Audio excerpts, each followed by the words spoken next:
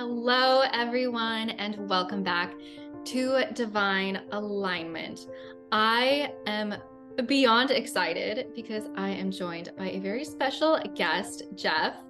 And I already know we have so much to dive into. We align on so many things. So I think this is going to be a really beautiful conversation. So, welcome, Jeff. Would you like to introduce yourself to everyone? Yeah, sure, absolutely. Thank you so much for having me. I'm super excited about this. Uh, for some of the reasons that you talked about, I know that we have a lot of alignment over about a lot of things. So I think it'll be a really fun conversation to dive into. For those of you who don't know me, my name is Jeff Bomberger. I'm an author and an intuitive guide. I call myself an intuitive guide. I feel like that just sums it up the best. I do intuitive readings for folks. I lead workshops on connecting to our intuition, understanding our intuition, how to connect with guidance, and how to bring in guidance from what I call loving awareness, God's creative, compassionate intelligence. And that's really what the work is for me all about, first and foremost. So I do workshops on that. I bring through guidance for folks, and I've written a couple books, Be Still and Listen and Awakening Soul Force. So that's how we got here. The first Yeah, book is how we got here, because that's how I met Jasmine at a conference. yeah. Oh my gosh. So I have to share with everyone because how Jeff and I met is so funny. And I mean, it's not funny. It was like such of course, divinely aligned. So Jeff and we met, gosh, what is it like? I want to say like 5 or 6 years ago now, Jeff. I feel like it was the 2019, because it was 2019.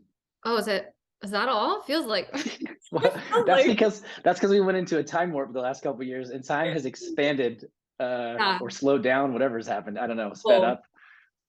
Both, yeah. Well, I'm pretty sure Jeff and I know each other for many lifetimes, so maybe that's where I was getting at too. Yeah, But definitely. so I went to the Body Mind Spirit Expo, and it was the first metaphysical expo I went to in Portland, and only like maybe the second one I'd ever been to. And I was a bit new in the spiritual world. I think I was like still in grad school for nutrition. And I just like felt called to go to this expo. And this was Jeff's first speaking engagement at this expo in Yep. Portland. And I remember just seeing like the list of speakers, and I saw Jeff's little picture, and it just like lit up, and it was like Spirit was like, you need to like, before I really like knew what like my intuitive guidance was, but I just like felt so strongly like you need to go to that one. So I went to Jeff's talk, and we connected after that, and we've been in touch ever since. And it's been so fun and like such an honor to watch Jeff's growth. And I feel like we've we've really like supported each other a lot over the years too. Just like watching his growth. He supported me in my growth, and watching just him doing this work over the years, which is why I wanted to bring him on, because he is so dedicated to the path, and I've been able to watch it and see all of his growth, all of his evolving, and it's like such an honor and such a joy. And yeah, I've just so enjoyed getting to know him over the years. So yeah, that's how we met, and what a wild ride it has been since then. I know. Yeah, because the world got really wonky not long after that, you It did. know, because it really was late. I think it was late 2019, and like Jasmine mentioned, it was the first time I had gone out on the road and done like a public event. So I had been sort of privately and quietly doing shamanic journeys for folks, doing readings, doing intuitive guidance. I had written this book, and my guidance had basically said, get out there. And I remember when I even signed up, I found that whole body, mind, spirit stuff. And I thought, and I asked, I'm like, well, like, what am I supposed to do? And basically what came in was just teach people about what you do and what you've done, which was getting into meditation and asking for guidance and walking through that. So I know that it's so fun for me to know that you were part of that first experience. I mean, I had never given that talk before. I had never done the live meditation with anybody before. And it was actually a pretty good group. There was a pretty good sized group, and there's quite a few people from that Portland experience that I actually still am in touch with, which is fun too. It definitely was like a soul connecting sort of event. And likewise, to be on the other side watching your growth and evolution since then has been just so cool, as you've turned into a super channel since then, which is really fun. So I feel like hopefully that experience was, dipping our toe in the water a little bit, and then you decided to kind of step all the way into that and look at where you've come. It's been pretty awesome to watch.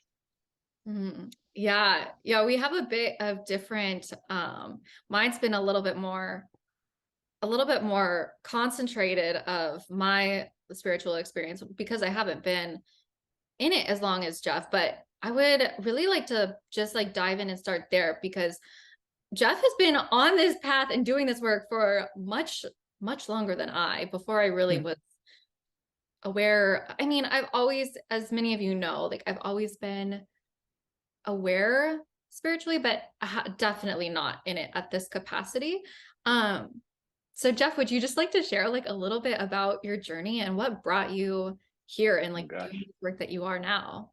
Yeah, sure. I mean, the thing I always tell everybody at the top, and I think it's important, is that I never necessarily intended to do this work.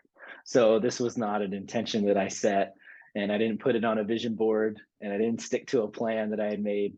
This really has been a really great unfolding of pursuing the path for the sake of pursuing it. Early on, I actually found meditation when I was a teenager, so I'm lucky enough that I got exposed to this stuff pretty young. Actually, my dad took me to my first psychic reading when I was 12, so that truly was my first tarot psychic experience. So I usually start that at the beginning because that piqued a lot of metaphysical curiosity at such an early age, and my mom and dad were into it, so we had tarot cards in the house and all kinds of stuff. And yeah, I found meditation pretty early on, and it wasn't too long into the meditation. I was trying to find ways to be calm, be peaceful, to relax a little bit. There was that metaphysical curiosity there too. And I had found really along the way that if I got into that quiet place and I started to ask questions, that I would get answers. I might see stuff, or I might get really deep feelings. I would write and channel stuff, which has been my go-to ever since. And I always say that's kind of the beginnings of it. And like most people, though, I only relied on it when I needed to. I only turned to the meditation when I was already anxious, or I was already angry, or I was already out of sorts, or I was freaking out. Um, and I would only ask guidance and questions when I couldn't find that clarity myself. And so I was very much like people kind of get on and off the fitness wagon, or on and off the wagon with a diet. I feel like I was like that for a long time, through my late teens, early 20s. But it was my mid 20s when I really I committed to the path. I would say like full time, where I said this is going to be something that I commit myself to. It's going to be just as essential as eating and sleeping and drinking water and getting my exercise. And so throw meditation and seeking guidance in there. And so really, it's been 11 years now where this has been like a daily practice of getting into meditation and just asking questions and channeling. And that's how we got here, and this is how it's unfolded. And it's unfolded, interestingly enough, I guess, through a lot of different iterations of myself too. So it's like I started in fitness, I got into doing creative work, I got back into like acting and stuff. I used to be a child actor, got back into acting and stuff. Got behind the camera, worked on political campaigns, worked for nonprofits, all kinds of stuff. But during that period, because it's became my anchor, this is what kind of kept me going through it. And so yeah, the last 10 or 11 years has been a deep commitment to the path. And it just so happened that after a certain amount of time, I was called to like share what I had been moving through and understanding with other people, which is how I ended up in Portland doing a workshop that you found. Yeah, it's so beautiful. Like you've been so just in this. I mean, like I said, because I like look back and I'm like, wow, if I was doing meditation years ago, like I can't even imagine. Of course, all of our paths are perfect, but or exactly Yeah. how they're supposed to be. But I really think of what support and things that people and myself could have received if I had really started just like becoming quiet earlier on. And yeah, so that's such a beautiful, it's such a beautiful journey. And I would love to hear just like a bit about too, because you mentioned the fitness aspect, and Mm. I think that that's a really cool, so this is like another thing Jeff and I have in common, um is your fitness. And like, do you want to touch upon that, like your journey with your personal trainer and also spirituality, because they really do go Sure. hand in hand. Yeah, actually, there's a lot of similarity between the two, and I actually feel very lucky that I got the experience being a personal trainer early on because I was only 19 when I became a trainer. Wow. I had, yeah, I was a sophomore in college. I tore ligaments in my ankle playing football, and one of the guys on the team, knowing that I was not coming back for the season, I had just classes to take. I didn't know what else to do, because when you're playing, there's like it's a full time job. You're like all you do is you work out and you watch film and you practice and you train and train and train and train and you go to class. So with a big gap in time there, this guy on the team said, "Hey, you'd be a great trainer. Like you should come work at 24 Hour Fitness. You should come teach what you know, kind of thing." Because I was very into it. I was very much into the training side of it, and I feel so lucky that I got into that actually that young because it very early turned me on to the importance of like taking care of people relying on you, for information. And for me, it was really important to give people good information that was going to help them, not harm them. I learned a lot about having to work with individual likes and dislikes and body types and preferences and all those things. So like you kind of have to learn how to I had to learn how to be fluid, even though my training and my discipline was always like schedule, structure, like this is how we train. This is our program. Not everybody was trying to be an athlete like I was. So I kind of had to mix those things together with that human element of like, is it practical? Is it helping? Is it getting the job done? Do they like doing it? So I feel like it was a wonderful insight into the individuality of people because there was no one size fits all fix to any of those goals, whether it was the workouts or the nutrition aspect of it. And so when I look at how my path has evolved and now I provide intuitive guidance to people one on one, some of those things like kind of respecting each individual path, respecting kind of what they're learning and what they're going through, and also just how to work with all kinds of different people. Because that's the other thing as a trainer, you work with everybody from students, people who are just trying to keep in shape while they're going to school, to I worked with, celebrity types. I wouldn't call them celebrities, but celebrity types and CEOs and business people and everything in between. So at the end of the day, you spend an hour, 2, 3 hours with people a week, and you also start to recognize people are just people and we're all going through the same stuff, whether we're wildly successful and running a multi-million-dollar business or if we're just a student trying to get a degree in sociology. It's like the human element is always there. So I feel like it was such a great training ground for me in terms of doing this work and preparing me, I think, for this sort of intuitive guidance that I now do.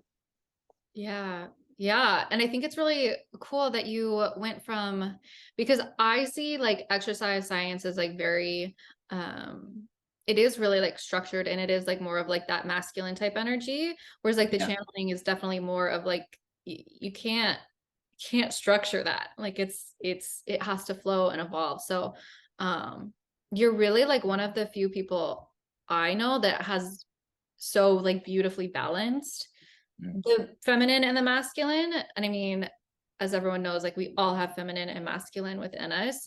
Right. So like watching that evolve has been, yeah, that's so beautiful. And I think also it's, of course, like spirit led you, led you in that way, because I see the work that you're doing now with others. And, um, it felt like, it's funny because when we're in it, like we don't really understand or know or think it's going to get us to where we want, but really like that was the perfect training ground and like exactly what you needed to prepare for what you're doing. um Oh yeah. but it's so funny too to think about you like I just think about like Jeff as like a football player, and I think of like the football players I knew in college, and they're far from gambling and doing what you're doing. Yeah, it was definitely a different experience. I mean, that was one of the things. The thing is, it came on, part of this came on really strong, actually, my first year of college. So, to your point, I was really lucky because actually, one of my very good friends, he's still one of my best friends today, was one of my roommates, but we were both very much into philosophy. So it was like I had somebody that was there that we could bounce ideas around. We were reading books, we were kind of looking at Buddhism and a lot of Eastern thought. We got very much into that. And so yeah, I was an oddball football player. And he was too, actually. He was also a football player. He quit halfway through that first season. I finished the first season. But it was funny, it was cool to have somebody there to kind of force some of that stuff. And yeah, it's not every day, that but I feel like that's shifting. I agree. Yeah, it's Yeah, shifting. agree. I agree. And I totally forgot that you were, what was your major? I was studying religious studies and philosophy. That's hilarious because I got a minor in philosophy. Oh, did you? Yeah, I totally forgot about that because it's such a random, I mean, religion and philosophy makes sense, but mine was, I got a major in communication with a minor in business and philosophy. So mine was I was all over the place. all over the board. I had no idea what I wanted to do, right? But I Awesome. remember them saying the only thing you can do with a philosophy degree is be a philosophy teacher. But it just like showed how hungry we were for like this like deeper thinking and deeper yeah, it's like this seeking answers and seeking knowing that there's so much depth to be explored and just like hungry for going deeper. Yeah, what was your favorite, if you don't mind me asking, what was maybe, do you remember like what was your favorite subject or philosophy class? I remember my least favorite philosophy class. Oh, That which one one? stands Tell out. me. That one stands out like a sore thumb. So okay, and my favorite one. So I have them. So my least favorite. Hmm. Oh man, no, I have so this is funny. They're all like pouring in now. So my least favorite it was like math and philosophy, which I've always Oh like yeah. do not like math at all. Yeah. Um, like literally, like you had to take this class to have it be a minor, and it was so confusing to me. Yeah. Um, that was my least favorite. But my two favorites, they were like the intro to philosophy. I think that's why I continued it. The teacher was just like he was so funny. His name, Oh, cool. I'll never forget, David Barnett. He created pop sockets. Those things that you put Really? on your, yes, Oh he yeah. created them. Like, I think I remember that story. I think you might have told me that. yes, the coolest, most Oh, that's hilarious funny. guys. And he would make videos for our class, and he was like every character in the video. I love it. And he was just like, and he would like dress up as like these wild characters. And oh man, he was like going to his class was like an adventure. Like it was just Yeah. so fun. And that was like philosophy 101. And so that's why I feel like I continued on loving Yeah. philosophy. But then further on, one of the last philosophy classes was philosophy of animals. Oh, really? That's interesting. That class, of course, it's such a Boulder thing. It's such a Boulder thing. Yeah. Right. Um, he made us watch some of those movies, and I went hardcore vegan. Oh, really? Yeah, because of Yeah. his arguments. And I turned into like one of those like, no, everyone needs to be vegan. It's the only way. Very militant. Yeah, from that. Yeah. Which I now look back and I'm like, that was not quite appropriate, I don't think, for a teacher to be so, I think as philosophy, Advocating. yeah, I think as that's like the main thing about philosophy is really like inviting people to open up their mind and expand these Yeah. different um yeah, what were your favorites? um, yeah. I think my favorite one was probably I really loved ethics. I loved studying the philosophy of ethics. And I think what I found most fascinating about it was I did two different levels of ethics. And I feel like in that first level, we kind of do like all of them, or like the main ones. And I feel like there was like 12 or 13 main schools of thought when it came to ethics. And I thought what was so interesting about that was that all of them had flaws. And that was kind of an important realization for me, was to realize that the fun part about philosophy, I feel like a lot of times what I got from it is you got a lot of people that have ideas and they're trying their best to like use their mind and their logic to get to almost like this perfect place, this argument. It's like airtight, And I always thought in ethics it was interesting to see the actual kind of the rigidity of the approach would get into trouble, and pretty much everybody's breaks down somewhere in some situation. You know what I mean? So if you think like, oh, it's always, like I remember for Immanuel Kant and his kind of categorical imperative, you always have to tell the truth, But then the problem with that is, well, what happens if, I think it was an axe wielding murderer comes in to the house chasing your friend and they're hiding upstairs? Do you tell the axe wielding murderer that your friend is upstairs, because you have the obligation to always tell the truth? And obviously I think most reasonable people would be like, that's probably not the best idea. So it's like little things like that where you start to realize that stuff can only take us so far. There's always a little bit of a trapping. And my teacher was kind of an advocate for what he called like the best reasons theory, which is like, depending on the situation and the circumstances, it's like just using the best reasons you have in the moment, one way or the other. And so sometimes that might look like, one particular school of thought, it might look like another. It's not quite relativism where it's just like conditional completely, but I thought that was fascinating. And I think it was an interesting thing to be exposed to, because I think you look out at the world and arguably our beliefs and our points of view drive so much in the world. And I think it's important to acknowledge that somewhere along the way, there's a trap, that we fall into if we're too rigid, about the way we approach things. And so that was an early lesson that I got from that. That's why I love the ethics class so much. That's so fascinating that I like totally forgot. You're like unlocking like the back parts of my brain that had totally forgot about these things. Because as I think about now, like my thoughts about all of that, like I remember like the axe wielding murderer, and I'm like, oh my gosh. Right. Yeah, like, well, of course, like what then what? But it's so fascinating to even think about like how my beliefs have evolved. So, like when it comes to philosophy, now my beliefs, I'm like, I mean, I think of a axe murderer now and I'm like, it actually like makes my heart so sad that I think as I've like grown in consciousness, like it makes my heart so sad to think that someone would do that. And it's like in philosophy, you don't really have that like that thought about like the like the little nuances that play it. Like, oh, they have trauma, they need help, right? Right. And they're clearly struggling, or like tap in and see like what they need help with, right? Like it's just like, so yeah, man, those were quite the discussions.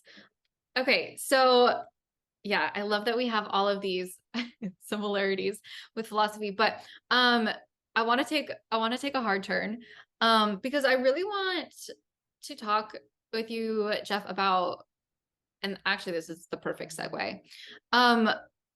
With this evolution in doing right like this type of work, and it's funny because we've started doing like the work long before we like even knew what the work really was.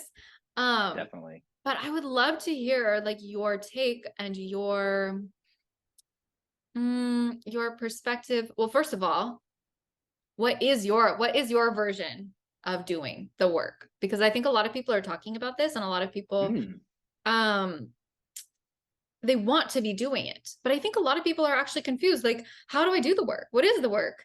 How do I like evolve myself spiritually? How do I channel and like do these things? Like, how do I get more in touch spiritually? So do you want to share a bit about, I mean, you alluded to earlier, like this is a daily practice for you. So do you want to expand upon that a bit more? Yeah, that's like such a good question. I kind of got chills when you asked it because I don't know if I've ever really got a chance to dive into this, but so I feel a little on the spot, but at the same time, it feels good Perfect. because it's like, yeah, we should be having this conversation. If I was going to distill, I guess, what I feel like the work is in down to some little bite-sized piece. Once I started to kind of get a handle on what was going on, again, I started off and it was just kind of like I was meditating, I was connecting, I was asked questions when I needed clarity. I didn't necessarily really know, I guess, what I was doing or why or what I was even striving for. But I guess what happened is that because I was turning when I needed clarity, I found that that had to be an essential piece of it. How can I see myself and the world around me more clearly? How can I see myself and the world around me? How can I see God? How can I see spirit more clearly without the veils, as people have called it in the past, without the layers of conditioning or beliefs or thoughts um, that have kind of been either influencing or impressed upon me? Does that make sense? So for me, it was like, how do I get to my own direct experience with these things? Because it was interesting. I was having lots of psychic experiences as a kid, as a teenager, as a young adult. I was having psychic dreams that I discredited for a long time until I was like, oh wait, there's something here.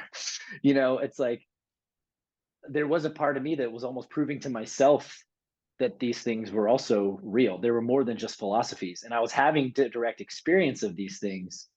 And even then, I was still not quite accepting or allowing them to fully be what they were because of influences, conditioning, ideas, thoughts, beliefs that were kind of in the way of fully kind of allowing that to unfold. Does that make sense? Mm-hmm. So I guess if I was going to break it down, to me, the work is taking the time and intentionally looking outwardly, looking inwardly, and being really honest with ourselves about getting down to something that's authentic and truthful and loving without outside influences. Um, like basically what's between us and God and spirit, like that's the core that we're trying to get to. Um, to me, that's what the work is, giving time for that to unfold, giving time for that relationship to blossom between your higher self and God and spirit, um, and allowing yourself to see yourself and the world around you just much more clearly than with the human eyes that we've been given, if Mm-hmm. that makes sense. Yeah, it makes a lot of sense. And I think that, um, as you mentioned earlier too, when I first began as well, it was very much like going to it when I needed help, right? Or like things are wrong, like help me, spirit, help me. Yeah. And really like any relationship, like think of any relationship in your life, like if you only go to that person when you're struggling, it's not going to be a very good relationship. Um, Right. it's just not like they're eventually going to just not want to talk to you or like not really want to be there for you if you're only like reaching out in dire need. So what does that look like for you like on a daily basis? Like what are your practices that you do? Yeah. My daily practice now has just been boiled down to one very simple question that I've come to over the years, which is, what do I need to know today for my highest spiritual good? So I meditate, I ground, I connect to earth, I connect to heaven, and I call in God and I call in loving awareness. And I just ask, what do I need to hear today for my highest spiritual good? And I let that conversation, that dialogue, that download go wherever it wants to go. Sometimes it's a word, sometimes it's a phrase, sometimes it's an image, sometimes it's pages and pages of downloads like I had earlier today, spontaneously. It's been a while since it came out like that. Um, but that's what I've distilled the practice down to, and I got there because I was looking retrospectively at all the questions. I would look back and be like, well, what was I really trying to get at?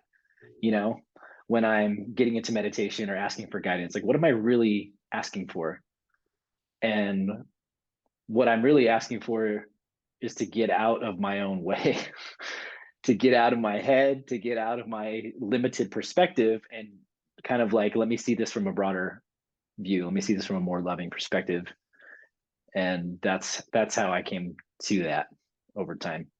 Yeah. Oh my gosh. That's so like, I want everyone to really like, so Jeff you shared this on, you did like a little Instagram reel or post a while ago Mhm. about asking this question every day.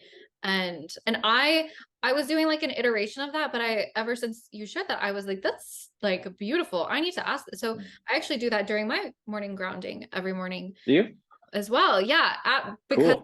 Because of your suggestion, your recommendation. I mean, I channel and stuff as well every day, but like that was Yeah. such like a beauty. I think this like truly what I love so much is like you make this work very accessible. Like everyone can do this, right? Everyone can just ask what does God, my higher self, loving awareness, like what do I need to know today? What would be beneficial for me? And I think that when we can make it really easy like this, like that's what builds that connection, and that it's really like strengthens that muscle, right? Because it's like, Yeah. oh, like now we're tuning in every single day. So Yep. I just want like everyone listening to like, that is such a beautiful, like you can do your 2 hour kriyas and whatever you do, but Yeah. whatever you feel called to do. And those are beautiful. But I think like for a lot of people who are like seeking to like establish a connection, maybe like this is such a beautiful way to really like begin to cultivate that trust by not just going when we're struggling. And Yeah. yeah, there's something to that. And so do you know how many notepads you've filled out at this point of Oh channel? no. I mean, I have them. I have stacks of them, and they come. I feel like they come in waves. Yeah. Depending on how much they comes through. There's lots of yellow legal pads. There's lots of random journals because sometimes it's like whatever's nearby. And I still turn to it because it's for me, for myself, it's like the cleanest way for me to like get information. My dreams are also, they speak to me a lot. When I channel for other people, I've got all kinds of magic tricks that I get to tap into to bring through information. But it's funny because for me specifically, images and seeing is very important. Hearing words, I get the words come, and they come with a lot of knowing. So sometimes it really is just kind of putting word language to it. And I think that comes through, though. I've learned in my process. I think it comes through for me in that way because I think this helps me communicate it as I have been called to do with other people. I feel like if I was maybe somebody else in a different lifetime or on a different path, I might just get that download and I can go off and do what I'm going to go do. But I think very specifically because I'm called to communicate, that I am very thankful that like language comes in around it to help articulate these concepts that to me often feel like completely indescribable. And it gets harder and harder. I feel like sometimes there's new stuff that comes in, and you might relate to this. I'd be curious to hear your experiences too. But I feel like sometimes these very like, I don't know if I call them high level, but they're just like they're just deeper understandings that I think are harder to articulate with words. And I still struggle with those sometimes because I realize I'm being given like baby words and language to describe something that's like just so much bigger than I think we can often wrap ourselves around sometimes. And I realize that's a barrier. It's a little bit of a barrier as someone who I feel is called to communicate this, which is why I always want to encourage people to go find this connection for themselves, because I can't actually articulate what other people can feel and experience in their own session. You know what I mean? 100%. And you said it there so beautifully, because it's trying to use words to communicate a feeling. And Yeah.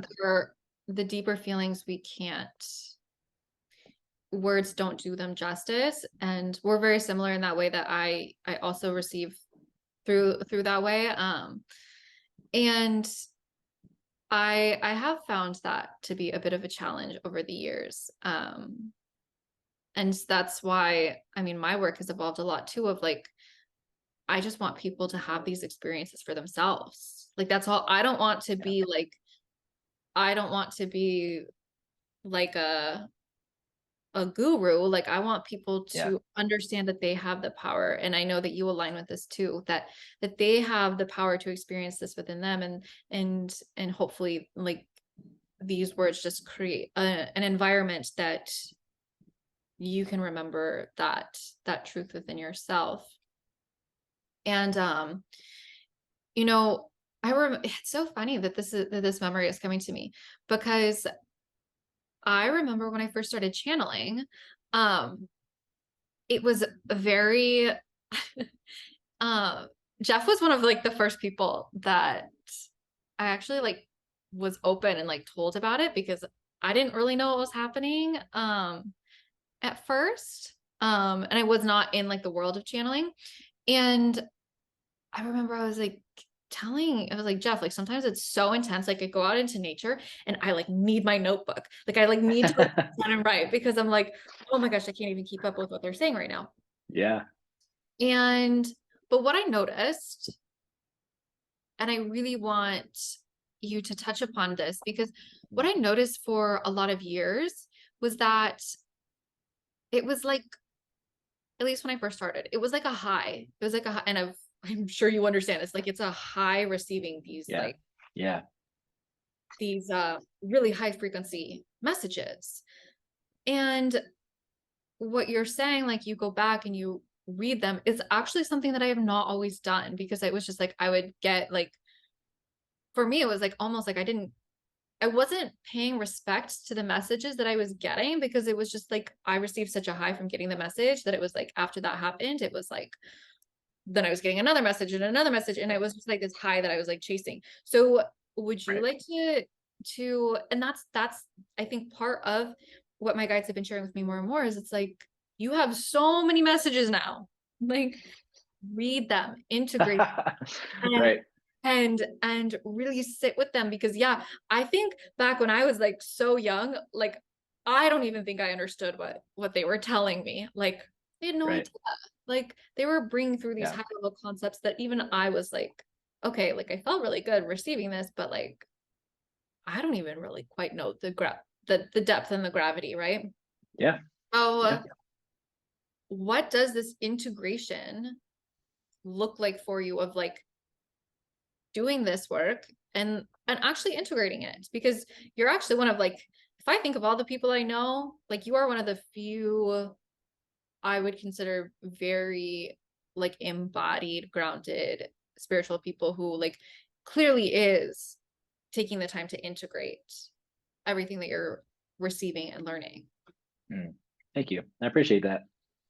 Um, yeah, couple of things that kind of popped into mind as you were discussing that process. The first thing I will say is that when I would meditate and channel sometimes for a very long time, it wasn't always intentional. It would be like I discovered that I could do it, and then sometimes I would get like that urge, kind of to what you were saying, and it really is almost like your friends calling, like, "Hey, somebody wants to chat," and so you're like, "Oh shoot, I gotta get quiet. I gotta meditate. It's time to get. I gotta let this come in." And so I will also use. I will also say that yeah, there was um, there was times where it is so high intensity, and I would be wired, and I would bring in a channeling, and I would just be like up like all night. And some people might describe that as some sort of mania, you know. And the interesting thing though is that the more intentional it got for me, and the more that I did it daily, the more that has leveled out. So when we talk about balance, you know, it really is like someone really is trying to what's a good use of what's like when you turn on water pressure on the hose, right? If you turn it up real fast, but you got a kink in it, it's going to build up. And so I started to recognize that sometimes if I don't get into meditation and ask questions, that kink builds up, and then all of a sudden, all this stuff comes out, Yeah. which is what happens in these downloads. As I got more and more into it, the more it became a practice for me, the less sort of like manic it became in terms of feeling like, oh my God, I have to channel this thing, and there's all this stuff that comes through, and it's like really intense. So that's one thing that I think is very beneficial, just to make it a practice for that reason. So you don't get a kink in the line, and you allow this information to flow more freely, you know, more often. when it comes to, integrating stuff, I kind of just mentioned it earlier, but it's like in the beginning, just like when we learn anything in the beginning, there's lots of stuff to cover, you know, like there's lots of information that comes in. There's lots of, for me, there was lots of words, there was lots of imagery. But again, as it became more of a practice, I might get into meditation and ask, what do I need to know today for my highest good? I might have to channel a page, 2 pages, or 3 pages. But the more and more I did it, the more it became, maybe I would just get a little image. I might get a feeling. I might get a little nudge to kind of keep me on track with whatever's already come in. You know what I mean? So it really is almost like looking at working with a coach. We'll go back to the trainer thing. And it's like, if you think about your guidance and your higher self is like checking in with the coach. At first it's a lot and it's overwhelming and there's so much to learn. But then eventually, like, you start to get on track a little bit and you don't have to talk about all these other things all the time. You get these little nudges here and there just to kind of keep it in your awareness, to allow you to continue moving down the path, to keep integrating what you're learning. um, and I just think that's why there's so much importance to making it a regular practice and a habit, is that it doesn't become a big download and you're like, oh my gosh, that was amazing, and then you forget about it when you walk out the door. It becomes, you ask in the morning, what do I need to know today for my highest good? If you get something that says to, you know just, you ask in the morning, and you kind of get like your little homework assignment for the day, and it just might not be a big thing, but it might be a little nugget that you need to kind of integrate whatever has been coming through, some of those larger lessons. And I just think that's why it's so helpful to make it a regular practice, is you don't have to come in and do all this overwhelming maintenance. You can take it in more bite-sized pieces. It can be more integrated. It doesn't have to be just these really big, massive, intense downloads. It does become more of a way of life. And then I think you might be able to speak to this too, but I always joke with people that, in like kind of armchair psychology, says the 5 people you spend the most time with, you kind of reflect a lot of those qualities in yourself.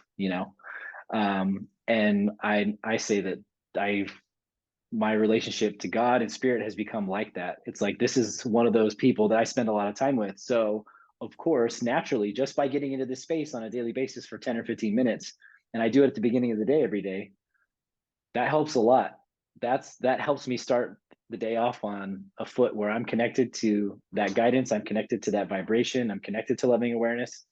I might not always maintain it all day, but it's the place that I'm coming from, I'm starting from, and I think that's one of the reasons why, um, it's allowed me to integrate more, is because I actually integrate it. It is a daily thing. It is, the intention is to live the ideals, or the visions, or the ideas that come in, and not just write them down and be like, wow, that was so cool. It's how do we embody these? How do we make it real so that it's not just an idea anymore? Yeah, that's, oh my gosh, I have so much to say on this because, well, first of all, you saying like the kink in the hose, like you just, that's like such a beautiful way to articulate it. And as I look back on my own journey, I think and really realize now, like that's, oh my gosh, that's probably what it was, because it was like Hmm. years and years, right, of them like wanting to talk to me. And I look back and I'm like, they were always like nudging me because of course they are. The universe is always trying to talk to you. God, your guides, angels, they're always trying to talk to you. It's just, are you open and willing to listen? And so as I like look back now, I'm like, oh, no wonder it was so intense when I first started, is it was like, oh my gosh, I just finally started letting it come through. And so that makes a lot of sense. And so even now, like um, when I receive, so I think another thing that is coming to me that I always do now is after I receive a message, I always go back and I read it immediately after, because what I used to do is I just like receive it and then go about, like it was like, okay, got the high, like keep going. But um Right. it's a very different experience of reading it with your conscious mind afterwards. And right, like we are conscious human beings in a 3D body. So while we use this beautiful tool of connecting to the divine, of channeling, um, ultimately, like we came here to live in a body and to integrate it into our body and to live an embodied experience. Otherwise, we're just, this is probably more my soul issue than yours, but just living in the ethers, right? And You're right. so after I receive messages now, I always read it immediately after. because it hits like different levels of my awareness. So I'm really glad that you brought that up. And then I think also it's like, even though now I can still receive these like mind shifting paradigms of like, whoa, I never would have ever thought about that. Like that still happens to me. But now I feel as though because I've taken the time every day to connect, I'm able to actually integrate that because it's like, oh, like it's really like just like a relationship. Like now there's that Yeah. trust. So it's like they know that they can bring through this information Hmm. and we can be trusted with it. But of course, that's not even really the right way to say like of course everyone can be trusted with this, but spending that time every day I think is so important. So I mean, I feel like a lot of people are doing this work now just like for the sake of saying they're doing the work.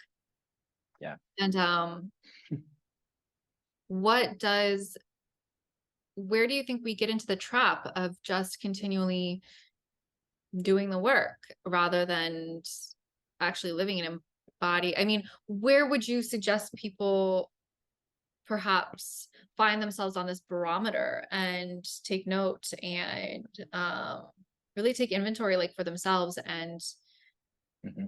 have this kind of check-in with themselves? Hmm.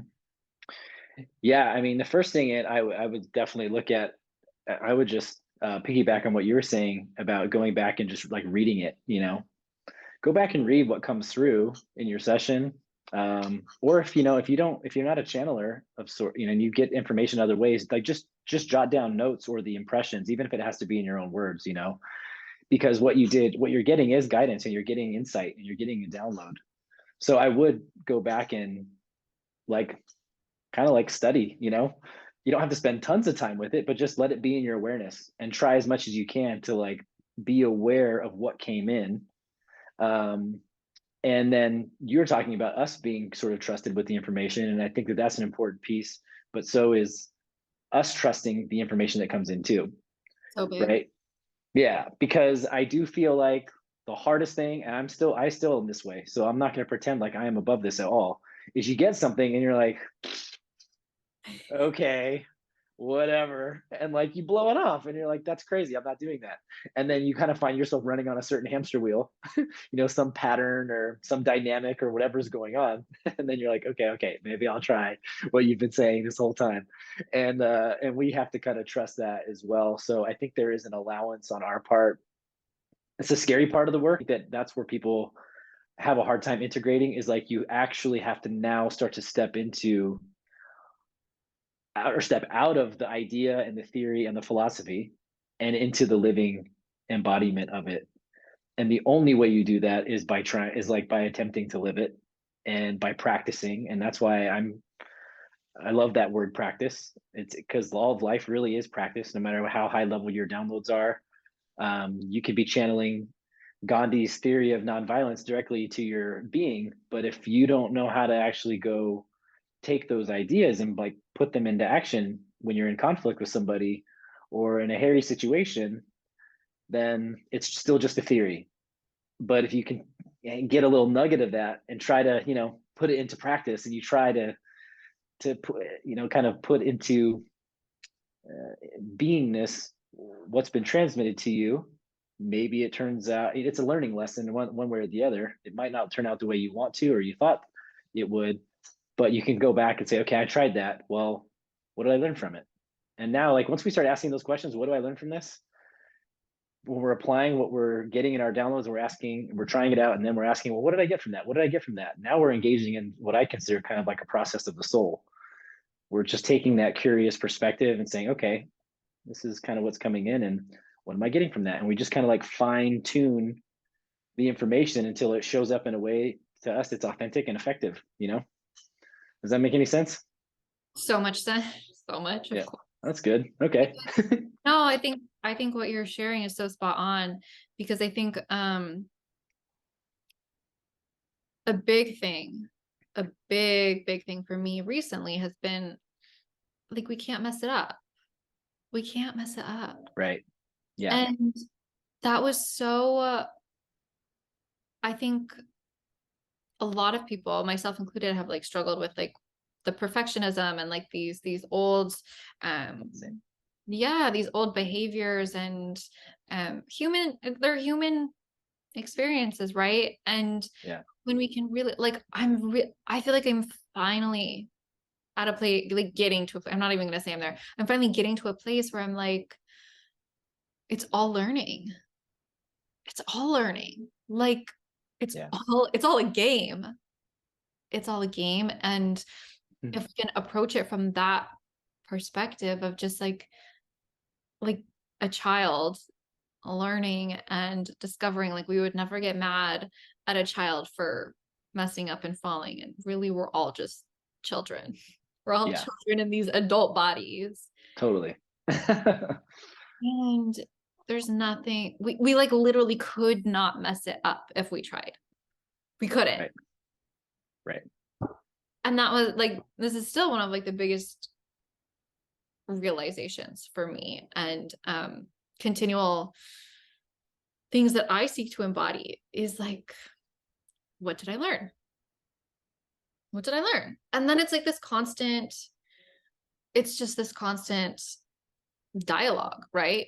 Of Yeah. like with the divine throughout my day of like, well, what does this mean? What does this mean? How is this serving me? And I think when Yeah. we can like ask these questions, like, oh, how is this serving me? Rather than why does this happen? How is this serving me? And it's just these like small little perspective shifts, right? Yeah. Of just what, like, oh, I mean, you shared too. Like, otherwise we get on these loops and they're gonna keep because Yep. we are so loved, we will continue. And and here's the thing too, is like we ask for the guidance. And so they're going to give us the situations that lead Yeah. us. Yeah. And I think, yeah, if we can approach it with more of that playful energy and more of that, what can I learn from this? Yeah. What can I learn from this? That's a big part of the work.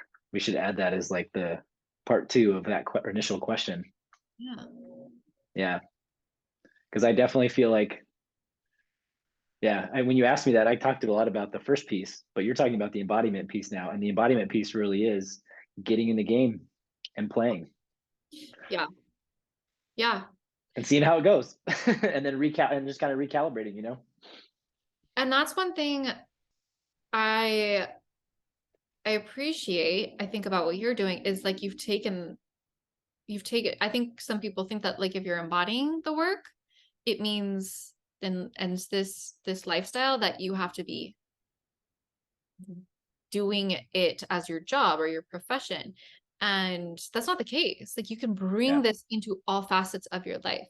And I've watched you do that so beautifully, like with politics and with you know, even like working out and like all of these things. It's like actually nothing is separate from our Right. spiritual practice. Nothing is Right. separate.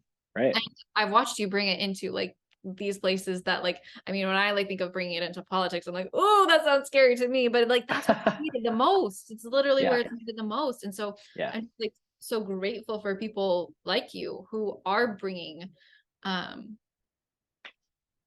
yeah, who are bringing, because it's not, you're right, it's not like your daily meditation every day. It's like how are you integrating this into your life and being like Yeah. truly a steward of the divine, and being a steward because we're all here, like that's why we're all here.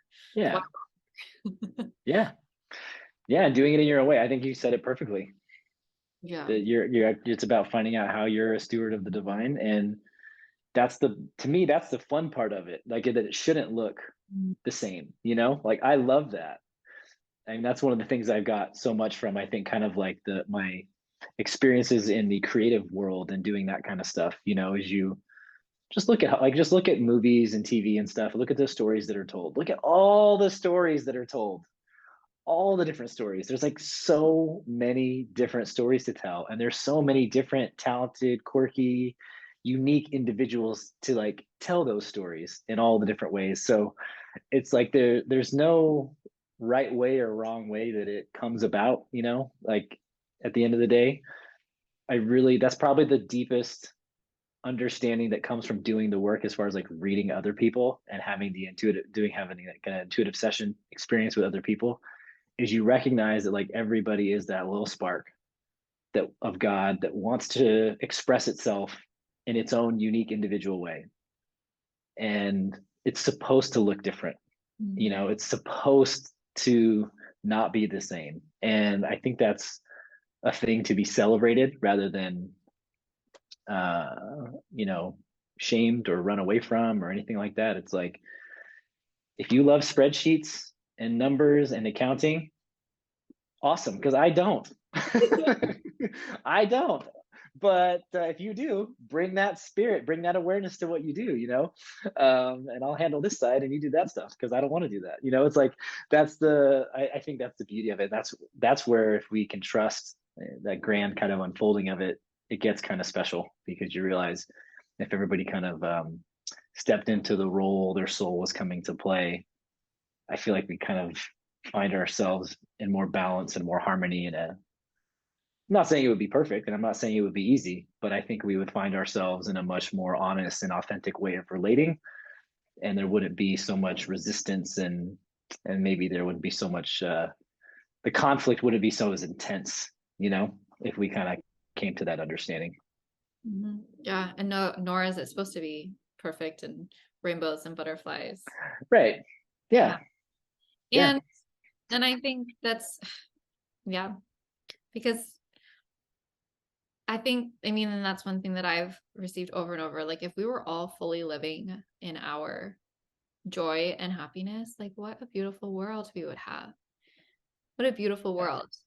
Rather than, and I get it. Like, it's very easy to I just feel like it's like it's almost just like a program of like wanting to compare ourselves to others. But once we can just be in our own light, that's when Yeah. we truly shine and emanate.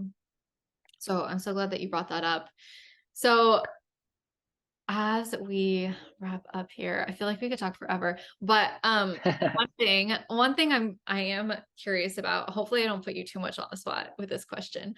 But so one thing that people may not know is that, and I think why we get along so well is we literally get very similar messages, Jeff and I. Like, it is Yes.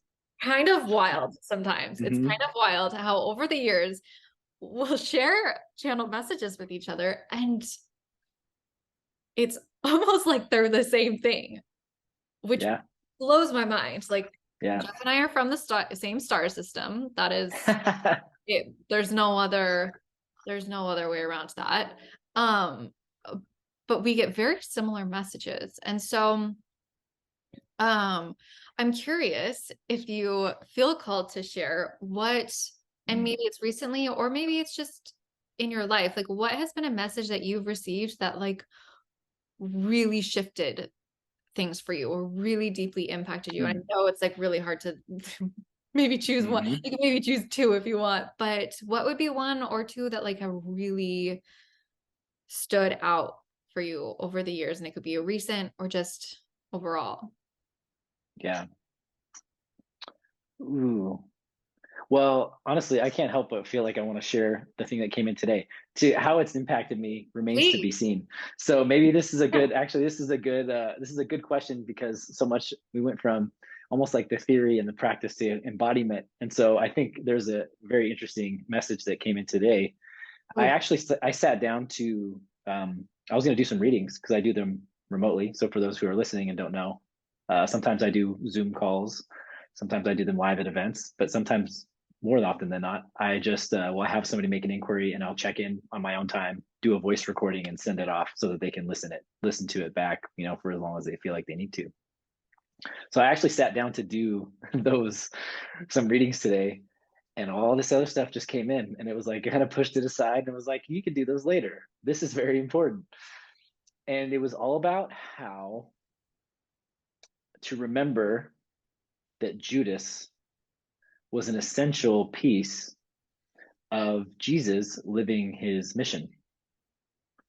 And the message was to bless Judas for where he was at on his journey and what role he played in giving us the life and teachings that Jesus led, because Judas is also God. And that might be a heavy thing to digest for folks who are listening to this, but it was really powerful. And it really struck me in this way that was like, you don't have Jesus without Judas. You don't have the life and teachings of Jesus without Judas. And just reminding that Judas was one of Jesus's, his brothers, his spiritual brotherhood, So it was this download that came in. It was really about, we don't have to cooperate with people who might act in such a way that might betray us or, stab us in the back or try to do destructive things. We don't have to necessarily cooperate with that stuff. We're people of conscience and we're people of consciousness, so we can choose. And so instead, I was presented this opportunity to look at anybody who you think is a Judas in your life, to look at them as an opportunity for you to make a higher choice and for you to be a model for what you consider that higher choice and to embody that, and to just remind them that they too are a child of God. Whether they decide to consciously own up to it or live up to it or not is their choice. That's their path. That's their karma, if you want to call it that. But that what I can do with that information is to look upon anyone I might see in that way with that same kind of non-judgment, and look at them like a brother who is maybe acting a little off course, and just be a loving reminder, Or however sister. that looks. What's that? Or sister. Yeah. Brother or sister acting out of him. Right. Yeah. Yeah. Totally. Yes. Sorry, my download came very much about Judas. But yeah, you're right. Yeah, brother or sister, spiritual sibling. I mean, I try to use that phrase, soul siblings, but it was really powerful. And so how I embody and integrate that, I guess, remains to be seen. There was other stuff that came in that I'll keep for myself, but it made a lot of sense. Like something kind of clicked, there was a movement, it moved something in me, and I look forward to the opportunities to put this little nugget into practice. But it's a big one. It's a one I wrestle with a lot, because I personally, I can go back to journals since I was a teenager, like ranting about what I consider to be injustices in the world, like very angry, confused, not angry. Well, yeah, angry about it. Confused as to why. I don't understand. It's interesting. There's these journals from when I was a teenager that I'm like, I don't get it. I don't understand why we do these things. And there's like a little part of me that's still there. I still don't quite understand, even intellectually I can wrap my mind around it. But this little nugget here is like, it was powerful. So Thank you for sharing. I mean, I feel the power just in you sharing about it. And I'm having such a hard time concentrating too, because I received a similar message today. Oh, did you? Oh, no way. I believe that though, because you're right.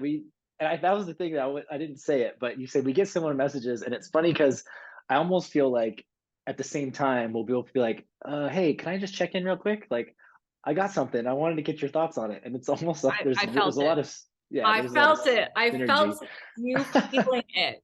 I felt you feeling it. And that's funny. I'm like, I just have to pull up because this is too wild. This is too wild. Of course this happens. Of course this happens. They didn't bring up for Judas per se, but yeah. Okay, so very fascinating. So first of all, my card today. So this is another thing. Gosh, we should do a whole episode. So Jeff is very into tarot. My card today was the devil. Ooh, nice. And of course, like I used to see cards like this and I would be like scared, but now I'm like, oh no, there's so much deeper meaning in this.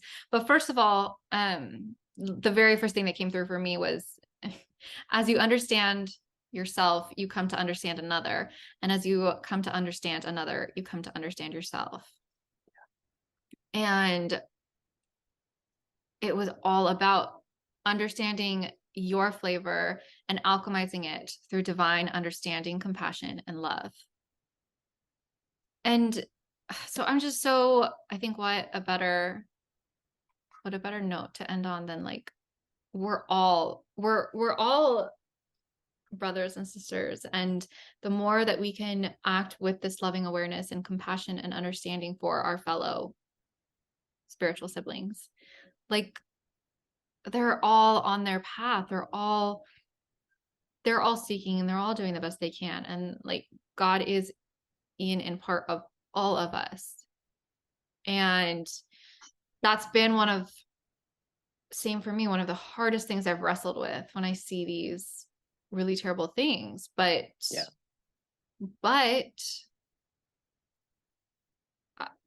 How can we see it as an opportunity to cultivate deeper love, deeper understanding, deeper trust, deeper compassion? And I'm still like blown away that, of course, I'm telling you, same star system. There were Right. messages, of course. That's pretty wild. That is pretty wild. Well, thank you just so much. I kept seeing you like stare down, and I was like, oh, I want to ask him to share what he's what he received. So thank you for sharing. Yeah. And just, Thanks for the opportunity. of course, and just thank you for everything that you've offered here. And there's so much, and I'm just, yeah, I'm very grateful for you and just the work that you're doing. So thank you for coming on. Thank you. And we'll link everything, Jeff's books, and also Jeff just offered, he just created a course for his book and he made it free on YouTube. So we're going to put the links for that because I just think that is so generous and so incredible. I think everyone should go and check that out. So we'll have all of the links for that. And Jeff, where can we find you? How can we connect with you? Sure. Yeah. Thanks so much for this opportunity to come on and talk about this stuff in such great detail. It's you don't always get to do the deep dive in this way. So I appreciate you holding space for that and asking great questions. I really, really enjoyed it. So wanted to get that out of the way first. You can find me, jeffbomberger.com. So you can find me online. That's my website. You can connect on there too. So if you hit the connect button, you'll see a place where you can actually drop a message if you actually wanted to do a reading or do an intuitive inquiry. The books are also on there. There's meditations that are on there that you can find. And then you can follow me on Instagram at the Bomberger. I'm most active on there out of all the social medias. It'll be interesting to see how this year evolves. If this year feels different, so I'm not even sure what everything's going to look like. I think there's going to be a lot more lives, to be honest with you. I think there's going to be a lot more lives and a lot more spontaneous shares. Kind of like the question you dropped at the end of today felt like a good practice for that. So yeah, if you enjoyed this convo with Jasmine and I today, I would love to, see you around and stick with it as long as it feels resonant. If you feel it's helpful, and definitely check out the Awakening Soul Force course that's going to be on YouTube, because that really is that's the foundations, and that's why it felt so important to release it and to allow it to be available to everybody, was because it's hard to get foundations in place, and I feel like it didn't feel right for there to be barriers to it. Like, these are things that everybody, if you have an internet connection, can begin to use and to integrate and to cultivate that connection and that discipline that brought me to where I am. And I don't expect you to be me at the end of it at all. I expect you to be just a more authentic version of you at the end of it. So I hope folks will take that journey, and I really look forward to seeing how that unfolds and how that shows up in the world. It would be exciting for me to see. Yeah. Well, everyone definitely go and check that out. I definitely feel as though Jeff is such a beautiful soul to learn from, and a trusted one at that as well. So thank you so much for coming. So are you. We can't let you off the hook. I want people to know that Jasmine's the real deal. I knew early on that Jasmine was on the path, and it's been so cool just to watch how the journey has unfolded for you and your growth, and you're really living it. The channelings that you put up, I read them and I take them in because they feel like straight from source to me, you know, and that's not always the case. I'm very discerning. I'm very picky about what content I consume, especially kind of in the spiritual community. And you really, I do feel like you really bring through just real, honest, truthful, reflective, soulful stuff. So I know that you're touching lives and changing lives with what you do too. So thank you for the work that you do. Thank you so much. Yeah, What you're so welcome. a beautiful conversation. And thank you so much for coming on, Jeff. And until next time, I'm just sending you all infinite love and light.